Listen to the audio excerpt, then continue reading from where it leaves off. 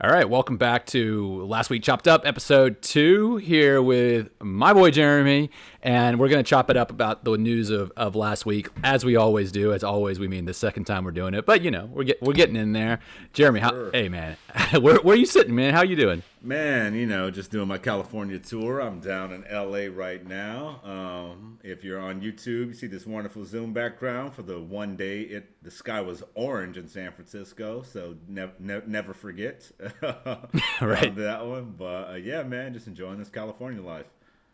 Well, hey, man, we got a lot to stuff to talk about. As everyone should know, is this is the format here. Is we're lifelong friends. We grew up in Houston, and we always will chop it up. That's what we do, and so we figure, might as well. Hey, do we have we'll record it, see if it's interesting, and we've been liking it so far. And so a little bit of the format is we have our screw up of the week because it's chopped and screwed. We have our European news of the week because I'm sitting out here in the Netherlands. And otherwise, we talk about tech, we talk about sports.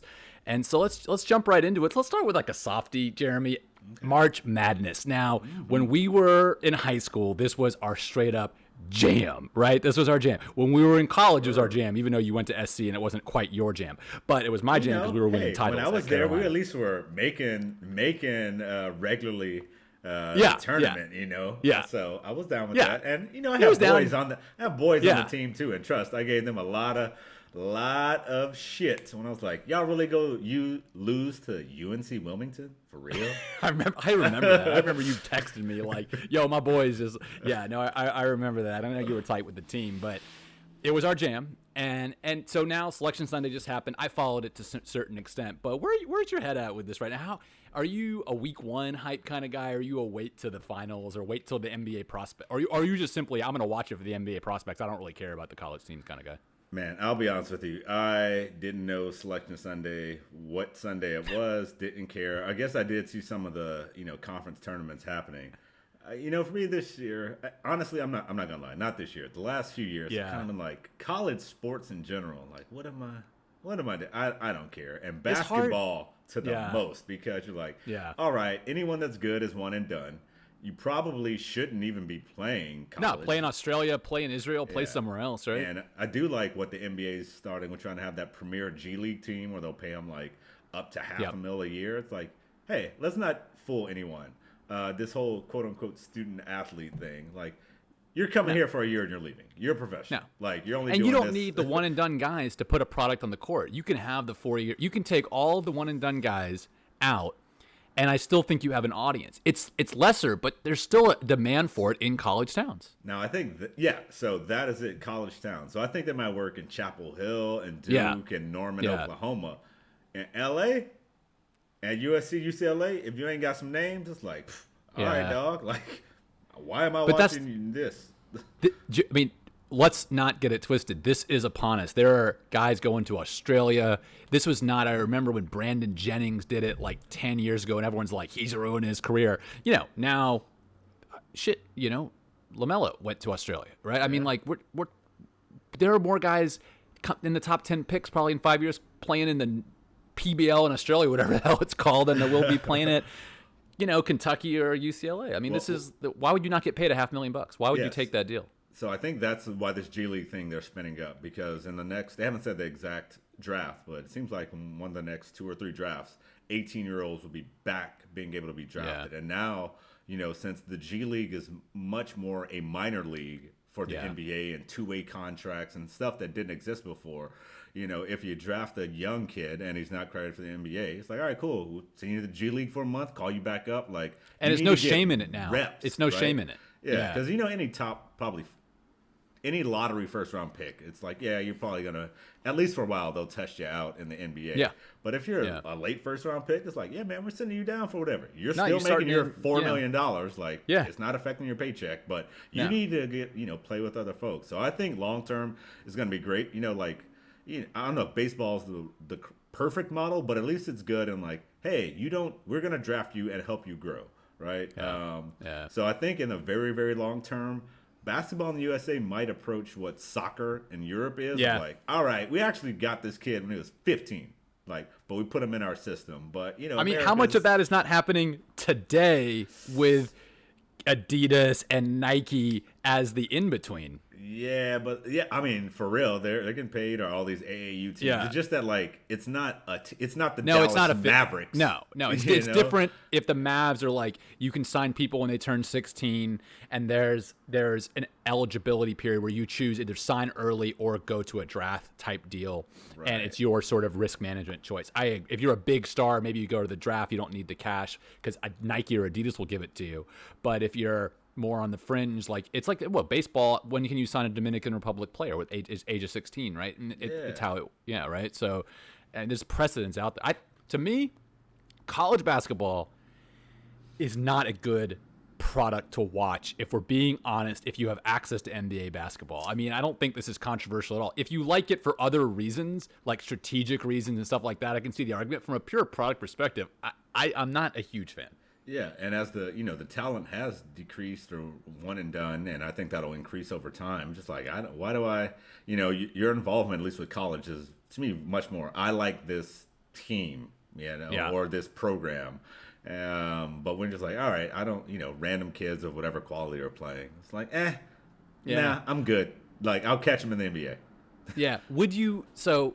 To me, college football has a watchability factor because the game is so different. The offenses are so different.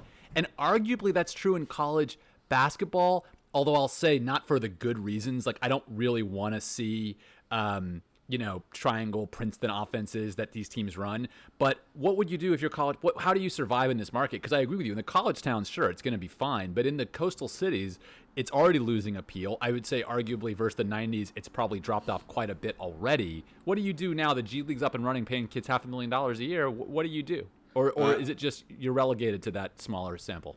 Yeah, so I think you got to do a couple things. One, if you're at one of these big colleges, if you're at Kentucky, let's look at Zion. I think if Zion goes to the G League instead of playing at Kentucky, I don't think he's as popular as he is now. So I think your exposure level is still different. No, if that's a 3 years until the G League has that popularity, I don't know. I can't really call on that. But I think that's a great call out. But I think they need to change the rule set in college basketball. Like the women's and men's game is different. Like the women play 4 quarters. It's like a regular basketball game in the NBA, not this 2-half 20-minute crap. And I think if they're like, hey, we're going to put the 3-point line at the NBA level. And I don't know if you're in college basketball, make a 4-point line. I don't know, get rid of. That's what I'm saying. Get rid of the side that you're like, hey, we're a bit more experimental. And I think this idea of tradition is what will take you down. You got to be new, innovative. Like, make me watch. Be like, oh crap, that guy just took a shot from the. The 3-point contest. No, this it's like he took a shot from the 4-point spot. Exactly. Oh, that kid's crazy. No, I'm with you. 4 quarters, 24-second shot clock. Do some rule stuff. Do some with the defenses, maybe with the lane. Open the court up a little bit, but I think they got to be more innovative. I mean, look, you can complain as much as you want about college baseball using metal bats, but that people are watching it to watch the balls fly out of the park if they're going to college baseball because they know they're going to see a 10-7 game, and they do not want to go see a college baseball game like National League 2-1 game, right? That's not why you're going to it. So, like, I feel like you got to do something like that because I think a tipping point is coming because, yes, Zion can go to Duke and get more publicity from being there, but there's so many guys that would take a $200,000, $100,000 paycheck to play in the G League. And I think that's better for everyone involved rather than this sham of quote-unquote amateur athletics. I think it's the right thing. I think it will happen. There's too much money to be made by doing it the right way from Nike and Adidas. If they don't have to have all of this amateur athleticism screwing up, what they really want to do is find a guy when they're 16 and sign him to a 5-year deal so when he becomes a superstar at 21, they have good economics on that deal. Yeah, I mean, I think it'll be interesting. Like, college basketball is so coach-centric, and I want to see how the coaches evolve because I don't know if you know this. Like this year, Duke trash, Kentucky trash, right? Like these traditional Carolina barely made the tournament, right? And it's just like, hey, I need a reset. Like, hey, Coach K or Calipari, if you're not a top 10 team, like, well, I'm paying $10 million for. Like, do we need to reassess what's going on here? So at least for them, I'd be advocating for things getting weirder because you're like, oh, we weren't good this year because they got rid of the corner 3, they put in the 4-point line, we got the European lane, like a lot of changes. That's why we suck. Right now, it's just like, hey, you suck. Why am I'm a booster. Not only why am I helping pay your $8 million salary, but I gave $100,000 to this kid over here. Yeah. What am I getting? No, I don't think you're getting a good ROI on that right now, and you can see it's hurting him.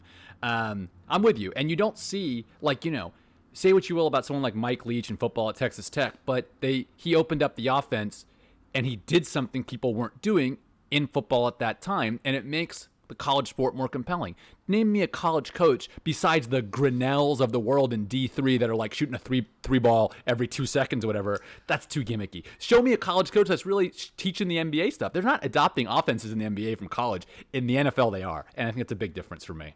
Yeah, for sure. I think what you see. Well, one thing I can say is like the Kentucky players in general, the ones that get drafted, like they do pretty well in the NBA. But what's not spotted, like I think Devin Booker's a great example. Like that dude wasn't handling the rock run and pick and roll all the time in college, but he gets the NBA and everyone's like, oh wait, this kid can be the primary ball handler, running pick and roll and scoring 25 plus points a game in the NBA. Like, unexpected. So I think a bit more of when you have that talent there, like we're putting in a NBA style offense. I think would be beneficial. But hey, we'll see. I'll be honest. I'm still gonna watch like basketball is on. Like when I love the first weekend where it's like okay from I don't know 8 or 9 a.m. my time to like 8 p.m. There's a game on. So like okay, while I'm in between my Zoom meetings, just take a look see over. Like okay, let me see whatever random team playing. It's right still now. a compelling spectacle to watch the smaller teams of the world have their shot against the Blue Bloods. It's still compelling. I'll still watch it every year, but will I follow college basketball carefully based on these changes? I honestly, the answer is ultimately no for me. I'll watch the tournament. I'll follow a few of the players. It will be, to me, it's going to become a late bloomer type situation where if you're a late bloomer, you go to college, stay 4 years, maybe you get good. Just like in baseball where you didn't get drafted first, second, third round, and so you go into the college system versus guys that did. And I think that's where it's heading. And there's a place for it, but it just is a little further back in the national consciousness. But yeah, I don't know. We're seeing it all right. So college basketball, we sort of are a bit salty on, but we're going to watch it. Yep. Now, at least in the Netherlands here, we're almost exactly a year into lockdown life. We've been now on a lockdown for the past 5 months. We had a respite in the summer. A year of COVID, Jeremy. Now let me ask you this. Going into COVID, let's imagine, we'll fast forward back 1 year. What did you think was going to happen? That a rewind. Actually. Rewind back. What? Thank you. We will not edit that. Rewind 1 year. What do you tell yourself going into it, man? It's a year ago. I remember we talked almost right at that time. What surprised you? What's different? What do you tell yourself? Yeah, I think just looking back, I really tell myself, man, you got to be prepared for the long haul. Like I thought I was getting ready for the long haul when we got told to work from home. I'm telling people like, hey man, this isn't gonna be a week or two. I'm like, get ready. I'm thinking this will be 6 to 8 weeks, right? I'm like, ooh, let me get my desk ordered early. We're gonna be working from home. I can't just be on my couch for that long. So I think you just tell yourself you got to be really prepared for a different life for a long period of time. But also looking back, I think I tell myself more opportunities since everything is work from home, Zoom. Like, man, work from anywhere. Go to Hawaii. Before I've never done it before this year. Or it's like, hey, go live in Tahoe for a month, or Phoenix for a month, or throw a dart at the U.S. and just go live there because it doesn't matter.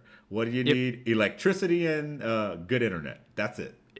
If 1920 to 2020 was the 100 years of the mega city and of urbanization, and certainly in human history that would stand, is this the point where the mega cities are going to start flatlining or declining? Now, they've been growing rapidly. Property values and population have grown faster in larger cities in the U.S. than any other place.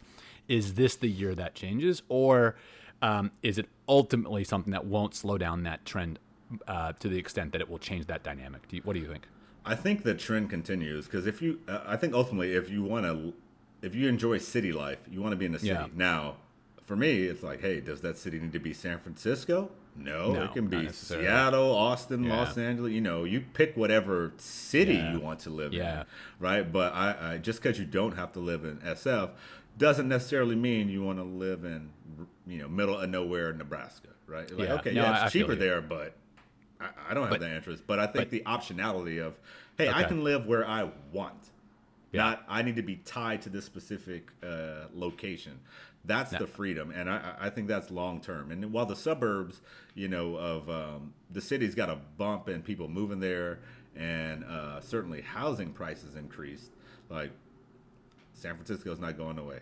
LA's not going away. Seattle's not going away. But the only thing might be rents. You're like, hey man, I'm not gonna pay you $4,000 for a 850 square foot place in SF with no patio, no dishwasher, no washer and dryer, and no elevator. You're like, okay, I'm not doing that anymore.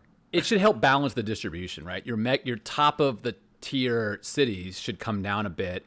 The next tier in line, I mean, if you think of a place like Denver or Salt Lake City or Portland, Oregon, Sacramento, California, start naming them. I think these are the beneficiaries. I agree with you. I don't think it's Des Moines, and I don't think it's Wichita, but I do think the sort of the next in line will benefit, and I think it's when the mega city, mega rent like London and Tokyo, I do think it will take the heat out of some of those markets. They'll still ultimately be the most expensive places in the world, but I think it'll take a little heat out. But I'm with you. I think it's a change, but not a change around urbanization, a change around where do you need to live in New York, San Francisco, Tokyo, and I think that will change. Yeah. So, we'll see. I think Austin probably an interesting case study because it was popular before, growing. Yeah. Now a lot of tech is moving there. So I think a lot of the San Francisco or, other cities like this pain is about to ratchet up in Austin for sure. So it'll be interesting to me. And I think Denver as well. Like these kind of, I don't know if I would say secondary tech cities. I don't know if that's the correct word. I didn't use that word. I think you used that word living in San Francisco. I did not use that word. Right. But I think generally it's the costs are going to go up for them. So now I think a lot of the supply demand issues that we have here could be, pop up there. Yeah. But to them, it's also great. It's like, all right, you don't want to live in downtown Austin? Fine. Go live in Round Rock. Who cares? Yeah. Yeah. No, that I agree. I think we might see a shift, not in suburbanization of home offices and things like this. I agree with you, but back to that point you made about the long haul. Now you tell yourself brace for the long haul. Me personally, I was not as braced for the long haul as it ended up materializing, and now I'm struggling to think, where are we at today? Because I have a picture of my wife and I at the start of COVID, and I'm looking at that guy's eyes, and he has no fucking idea what's about to happen. And he thought, a couple months, we're going to sweep this up. I was looking at all the science, but I just fully believed it would be our experience in Europe and the United States would be more similar to the experience ultimately prevailed in a place like Australia or Japan. I thought that's what was going to happen. It didn't. So what's in store for us now, man? So we've a year, not a lost year, but a different year. But what's the next year hold for us? I think the next year, man, is look ahead to freedom. I think in the next 2 to 3 months, if you want the shot, you got the shot. You're feeling safer, travel, move around. Will we probably have to get boosters or yearly coronavirus shots? Yeah, probably. Yeah. But I think if we take it, from being this pandemic to this is just another disease we have to deal with every year, like the flu. People are used to that. They are. We've got a framework for, hey, you can take a flu shot. Now, it's not like we have 90+% penetration of the flu shot, right? But and people die from it. But you're like, okay, if you get the flu, like if you're in good health, you're probably okay. Yeah. And I think having that perspective is going to open up the world. But man, people are itching to get out and oh my goodness, and not just day trade on Robinhood or the other things. No. They want to go do stuff. So I think that I know very much. I'm looking forward to seeing you. I haven't seen you. Oh man, get on out here, brother. Man, get on out here. So as soon as I kind of get shots in the arm and the world opens up, telling my boss I'm taking 2 weeks off. I'm gonna be in who knows how many countries in Europe. Because man, I think now everyone's appreciating living life more. You're like, you know what? I gotta go do stuff. Yeah, I'm with you. I will say this. I did not appreciate at all, honestly, how shitty prison would be. Because, and I don't think anyone did, because being on lockdown with access to like Netflix and food delivery is still like psychologically like we're breaking. Like I'm damn near breaking, bro. I'm breaking. I'm having days where I feel like depressed and stuff. I'm not trying to make a joke out of it. I feel that way sometimes. And I live with my wonderful wife. I have this access to all this stuff. I can go for a walk whenever I want. Man, prison must be just brutal. What do you think? I think it might affect crime rates. If I'm in the public service, I'm going to say, if you don't like COVID lockdowns, prison sucks way worse. That's my message to kids, Right. Well, okay, I didn't quite bring it to prison, but I think it's interesting because I think what a lot of, at least for me, I do not have a wife in the house with me, so I was all the way alone, and that's at least, unless you're in solitary in prison, you at least get some amount of social interaction, which, hey, I know I'm having Zoom calls with people, Zoom dates, like, hey, it's Wednesday, let's have a Wednesday wings over FaceTime and goofy stuff like that. But at least, I know this is going to be weird to say in here, like in prison, you get some social interaction, like you can, talk to people. So I think that, isolationism or just, hey, whoever's in your house, that's it. That thing is the thing that was a real killer. But I know what I did learn is in lockdown, if you were a couple and you had a dog or dogs, that was the number one winner. Because people with young kids were like, oh my God, how do I I'm trying to work and these kids want whatever PBJ sandwiches I got to go make or whatever.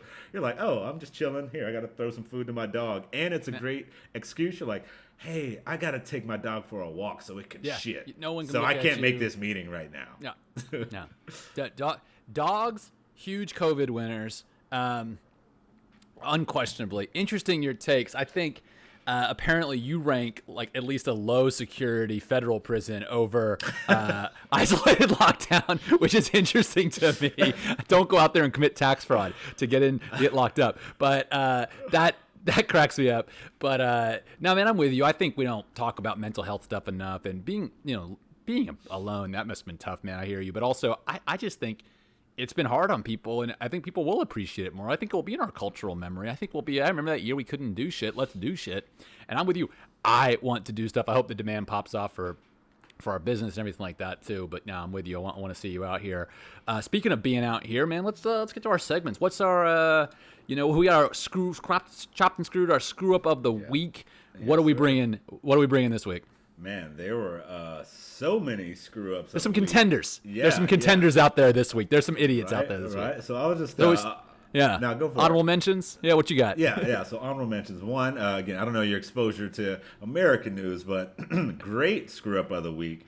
There was an announcer at an Oklahoma girls high school game. So there's this whole kneeling during the national anthem. Started Kaepernick and then NBA, WNBA. It's like, okay, this is now just a nice form of protest and recognition. So some girls team did that. And we got a hot mic situation. I don't even know this guy's name, but they're kneeling. The guy thinks the mic's off. His quote: "They're kneeling. Fuck them." I hope Norman gets their ass kicked. Fucking niggas. Woo! No. And if you're listening on the podcast and you can't see us, Jeremy is black. I'm going to go out there with a black disclaimer. Jeremy is black. Right. I will not be using that word, but Jeremy is using that word. But oh my God, I did not hear that. Yeah, I am approved. I have the card has been issued to me from the Black Association. Yeah, the black community. I have to sign off. But man, that is wild. And it's a white guy saying that. That's a white guy saying that. Obvi. Yeah. So that happens, but. To me, that is not even maybe the best part of the story. So he does his usual hot mic. Oh, apologize. I shouldn't have said this. But out of character for me. Blah blah blah. He does the hey, you didn't just apologize. You're trying to back it up with a explanation. Do you know what his explanation was? I can't imagine a defense of this. But go ahead. This man says, I have type 1 diabetes, right? my blood sugar is kind of all over the place. So when I got a sugar spike, I get disoriented and I say things that aren't appropriate. So if my sugar levels were normal, I wouldn't have said something as inappropriate as that. Wow. My man blamed diabetes for racist comments, dog. Like, that's up there on the spectrum of, why'd you say this racist shit? My blood sugar. I'm like, what? I almost got to give you a +1 for just dropping the bravery. The wildest thing I've ever heard. Yeah. It's like, I didn't realize this because I've met some people that they might be diabetics for all I know, because I've met some racist fools. I didn't realize I should be recommending them, hey, go see your general physician because your ass might have diabetes because you seem to be saying some racist shit. I didn't know that was a correlate. I was uninformed that this is apparently a correlate. Shit, yeah, if it was that easy, I'd be like, shit, well, we all get y'all diabetes checked out. We cure this motherfucker right now. Let's get racism out of here. Just check your glucose and just little insulin clears up the racism. Yeah. We've had institutional racism for 400 years in America, and all it took was a little insulin to clear the whole thing up. It's just a bit of exercise and a bit of insulin, and the racism will, all that blood sugar problems, man. I'm in for the rest of our lives. That's gotta be an inside joke, man. We walk someone by and someone's tripping and we say, I think they might have diabetes, but we mean they're racist, because that is some ridiculous. Okay, that's a hell of an honorable mention. I know we had another one lined up as an honorable mention, hailing from the great state of New York, Andrew Cuomo, who at this point, I think that, listeners, viewers have heard, this guy basically has run a toxic environment. He has sexually harassed 7 people have come out, and he's, bringing, as the governor, a 25-year-old woman in his office and say, do you sleep with older men? Do you have a boyfriend? All this stuff, obviously pressuring these women. To me, in my eyes, he should resign or be impeached. I'm done with the guy. Then you add on the fact that he's hiding nursing home deaths and cooking the books on COVID, and of course that seals it. How do you feel about this? This guy is just screwing up left and right. Yeah, so it's crazy what happens over a year. Before it was all, hey, this guy's not Trump. New York's going bad. He's actually talking about it. Like, all right, let's go Cuomo. Him and his brother had their funny, CNN talks. Yeah. But now it is drastically changed. Like, hey, we're hiding deaths. Apparently for the last 15 years, you've been kind of, and at least making women feel very uncomfortable. We weren't there. I can't say the specifics, but as your numbers start to go up, like, I'm not saying this guy is Harvey Weinstein, but it's like, okay, there's one person, there's 2 person, and then you're like, all right, he's at 7. My guess it doesn't stop at 7. You're like, at some point the number's so big, you're like, I don't know exactly what you did, but you did some. But you did some shit. Stuff. Yeah, exactly. Right. And this is the governor. I mean, half his citizens are women. I mean, you want the governor to hold themselves to a high. You and I have been working professionally for 15 years. We would never think of doing anything like this because it's just straight up wrong one time. And he's obviously done it a lot. And he's the governor, for shit's sake. I think he should resign. If he has any self-respect, he should resign. But apparently he's going to, try to stick it out and have to get drugged out of there. I don't know. At this point, Charles Schumer came out against him. AOC came out against him. I mean, who else can? That's it. Those are the 2 most prominent New York politicians. So, I don't know. Yeah, dropped off a little bit there, but so all I say is, we'll sit back and see, but it's real quick to go from being on the top of the mountain to the bottom. That past always comes back. It can happen. And I think our number one screw up of the week is also our European news of the week, is this just debacle with the AstraZeneca vaccine. So what's happened out here is the regulatory authorities in many countries have pulled the approval of the vaccine because of the tens of millions of people that have gotten it. 10 people have reported blood clots. Now, these have not been linked to the vaccine and appear to be at the same rate that you would expect in the population. Despite this, they've pulled the approval, which has shattered public confidence in this vaccine. To me, it just feels like an epic screw up where you have to understand that there's a marketing game here. And if you come out and pull the approval like this, who's going to want to get this shot now? They're not up on the science of it. They just heard it got pulled and now it's back on the shelf. I feel like you got to sort all this out ahead of time. And unless you have distinct evidence, we're talking about not vaccinating people. And I'll tell you what definitely kills people is COVID. So I don't know how you feel about it, but it seems like this has just been a debacle from the beginning, from their own screwed up trials to this moment. AstraZeneca, which is a Swiss-British conglomerate, right? It has just kind of screwed the pooch on this one. Yeah, it's real interesting because, I don't know if there's certainty that this is this is causal, or the amount of blood clotting that's happening is more than you would expect for jabbing this many people in the arm. But it's certainly this is highly dependent. This is I think the cheapest, or one of the cheapest.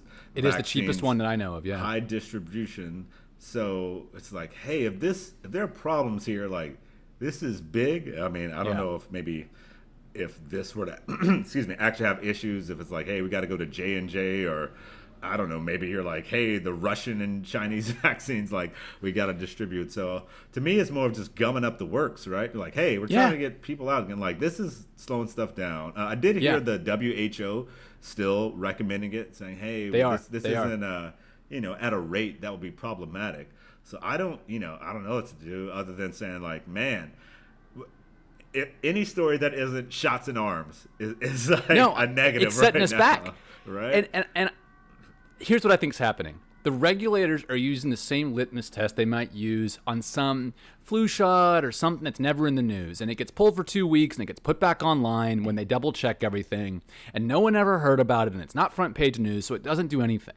So they're using that same playbook. But what we have here is front page news. And so we have overall confidence in vaccines, which could be hindered, the confidence in this specific vaccine, which could be hindered, and slowing down the rate of vaccinations, which you point out, all of which based on the abundance of caution approach. I flip it around. I would say, you want to stop jabbing people in the arm, you better have an abundance of fucking evidence, because you've given this shot to tens of millions of people, and there's not robust evidence of any causal link. And if there is a propensity of 1 in a million, it is clearly lesser than the lives saved by vaccinating those people. And 1 in a million people every day die of accidents in the U.S. 1 per million people about. So literally, you'll have people dying of car accidents driving to the thing. That is sad, but ultimately, it's part of the deal. So I think this is just the biggest screw up because they're treating it like a bureaucratic, well, we always do this process, but it's a front page news process. They need to respond to that, and they need to learn from that. And I just think they're screwing it up. So that's our European news of the week, which you do care about this week, and it's our screw up of the week. So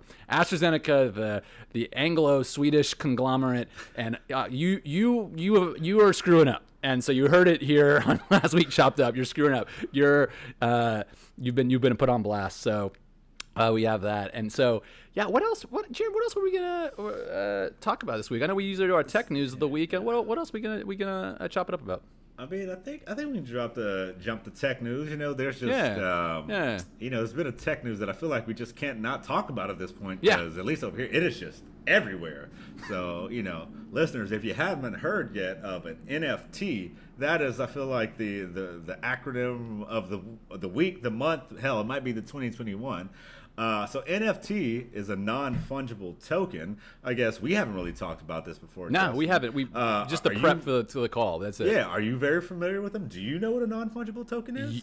You told me about it, and the show notes or my familiarity that you prepared. That's all I know. The show preparation. So okay. I read that someone paid $60 million in Bitcoin for one. That's all. I read that in like my Reddit feed. That's all. I know. Sure. So I guess I'll give a very quick rundown of it. Not that I'm an expert, but in general, I think everyone knows or has a pretty good idea what the blockchain is. There's enough talk about Ethereum and the other crypto Bitcoins lately. So, you know, hey, there's a ledger. It's generally out there in the public. You can look at all transactions to see what's going on.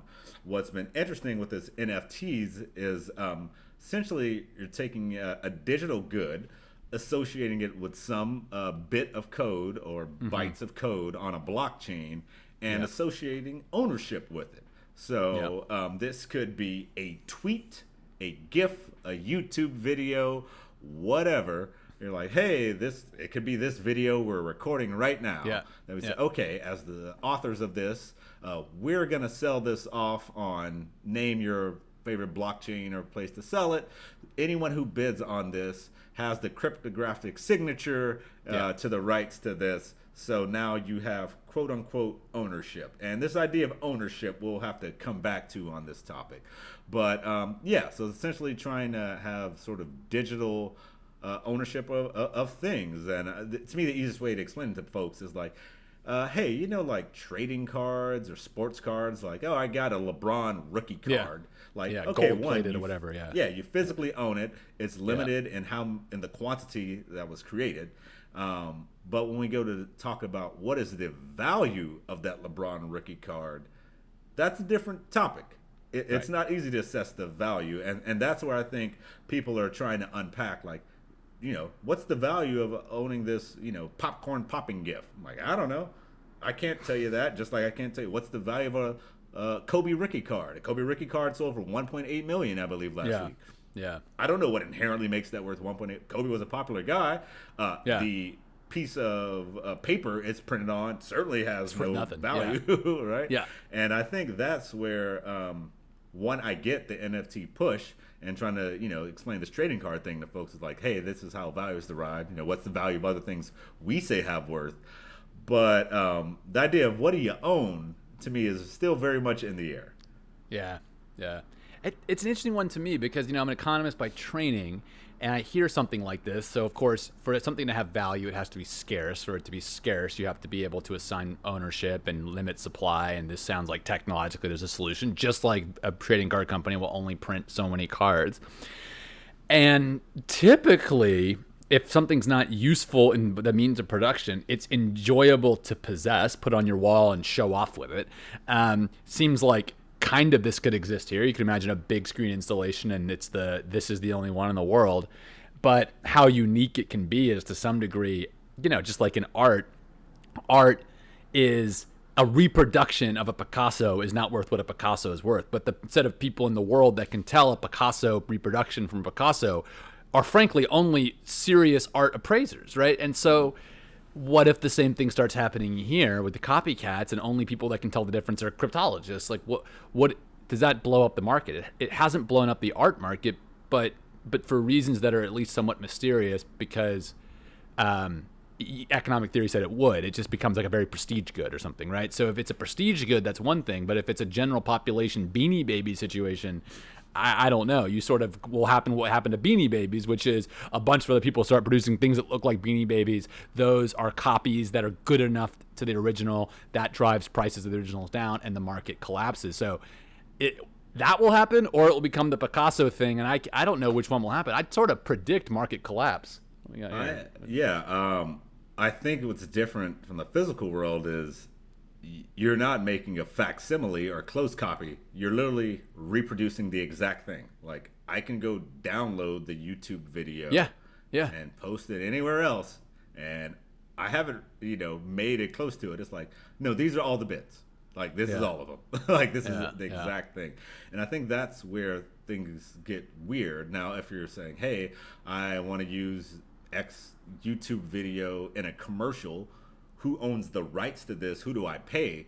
That type of ownership you have, right? So you're not really limiting access because many of these things are like tweets, YouTube videos, GIFs. It's not like, I don't know if you remember, what's the name? Martin Shkreli or whatever, that one terrible dude.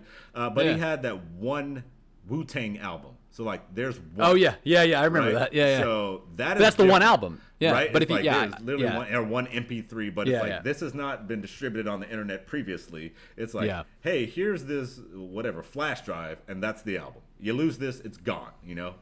But that's not what we're talking about here. That is not, right? And I think the secondary point is, what do you actually own? Like, so, hey, I have this GIF. I sold it on whatever random Ethereum chain. I'm saying, all right, you have the signature for this. But what prevents you from selling it on another chain?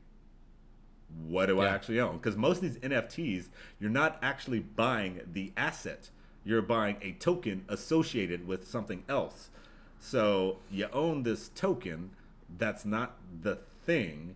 So you don't have any trademark rights. You don't have any intellectual property rights. Nothing. For many things you don't. I don't know if you heard of NBA Top Shot. That's really been taken off lately. It's their take on this, and it's kind of the trading card thing. But you're buying clips. So it's like, hey, you're buying a clip of LeBron dunking on this, or LaMelo's first assist, or whatever. And they have built-in rarities, but you don't own the rights to sell this clip to someone else from the NBA. They own it. Yeah. It is like, so here's the thing. Do you think people find things more fun when there's a cost associated with it because it then becomes prestigious? Because you and I could have been collecting NBA clips for the last 20 years, and we could have I have the most amazing library of dunks, and you'd be like, that's pretty cool, but we weren't, and I don't think many people were. But now you put a price on it, and it's this counterintuitive upward sloping demand curve, whereas the prices go up, my demand goes up, which exists in the economics textbooks. Those are associated with prestige goods. Only prestige goods have that. Now, I don't know, is that what's happening here? Are things more fun when you have to pay for it in certain settings? Is that what's going on here? Top Shots is fun because you're paying for it and it's exclusive? So I think in this pandemic world, I think people are bored. Like maybe they're like, I don't feel like day trading right now. So what's something else Yeah. I can do with my time Yeah. and money? Oh, let me buy these digital assets. This is new. This is fun. I can be on the Yeah. cutting edge. So I think some of it is for sure that. I think this is a space where we don't know. As a concept, I think we say, okay, um, having some amount of scarcity of digital goods, like this is needed, and this is not new, right? If I No. I'm in gaming, has been in games, like this is an exclusive skin, right? Your Yeah. avatar, Yeah. there's only let's Yeah. say 50 of these skins, you might be able to win one. Yeah. We're like, okay, great, Yeah. we're creating a market out of a thing we just made up Yeah. because people think it's cool to walk around like And it's Daredevil exclusive. in It's this worth money. world or Yeah. whatever, right? Yeah. Yeah. So Exactly. to me, this is kind of an extension of that. Now, this whole marketplace aspect, which hasn't been used a ton in games, is like a different twist on it. But I don't know how to put a value on what some company has called a super rare Bradley Beal saving a ball from going out of bounds clip. Like, okay, I mean, I look- guess that since you only are selling 5 of these, I guess it makes it rare. I don't know what makes this interesting or unique or damn sure No. not worth 10K to me. But No. if you look at it as this is a commodity or a Bitcoin, right, and I'm just trying to derive value and I think people will pay me more for it, well, you're really acting on that. You don't care what the asset is. You're just like, I think people will pay more for it now. Arbitrage, right? Buying it now, sell it more for later. I don't care. Right? But but when you have goods that do not have an intrinsic value, so for example, gold has a very high intrinsic value. The price of gold what might get a little detached from that, but ultimately it's an incredibly valuable metal in production, and so is platinum. And so those metals are really valued a lot for their industrial production value. Unlike diamonds, for instance, that don't have as strong, they do have industrial production value, but substitutes do almost as well. Here, when you don't have the intrinsic value, you have big fluctuations in price. So one of the things that I think a lot of our listeners might not know is the trading card market that we're referencing completely collapsed about year 2000. And all the prices fell by factor 10x. And no one wanted to buy trading cards because the set of people that gave a shit were baby boomers and us to some extent. And then those set of people stopped giving a shit. And that's that the prices went down by factor 10. So it's sort of like, to me, always going to be a bit of a bubble if it's not intrinsically valuable.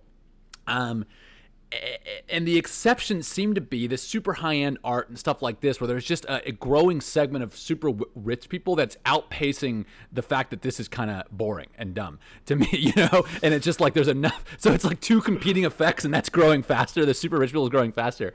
But I'm going to come out and say, I know we usually take our pick. We'll make some calls on this show. We'll come back and see how right we were. We were salty on, what's it called?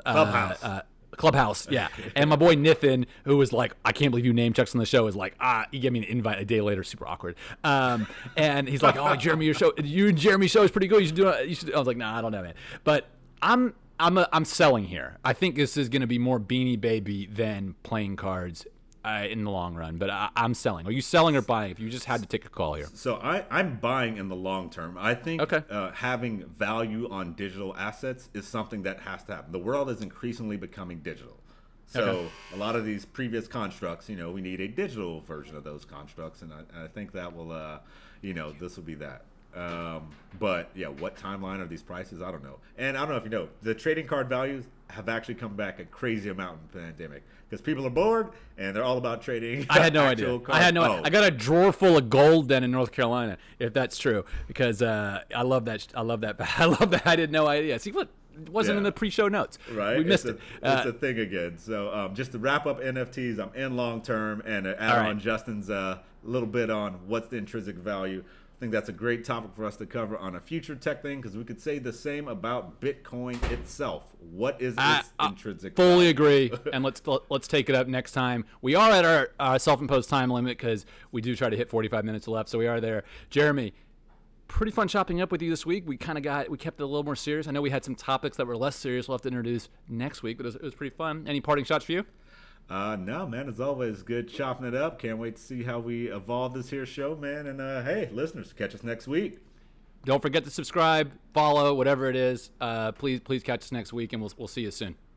All right.